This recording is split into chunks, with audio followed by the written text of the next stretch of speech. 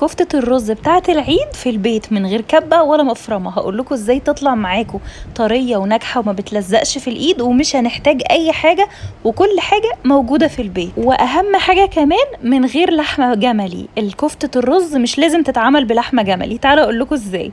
اول حاجة خالص بنجيب الخلاط، نحط فيه البصل، توم، ونحط فيه شبت وكزبرة وبقدونس، وما بنحطش بقدونس كتير عشان بيغمق الكفتة، ونحط ملح وفلفل اسود وكمون، والكلام ده كله في الخلاط. والسر كله بقى في نص كوباية مية كده، نزودهم على الخلاط ونفضل نضرب ضربات متقطعة ونقلب كده كويس لغاية ما تلاقوا الخليط معاكم بقى بالمنظر اللي انتوا شايفينه ده.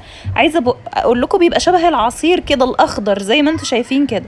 اللحمة بتاعتنا لحمة مفرومة عادية، جاموسي او بقري، او لو عايزين تستخدموا جملي براحتكم، بس انا بعملها بجاموسي وبقري، وعمري ما عملتها بالجملي.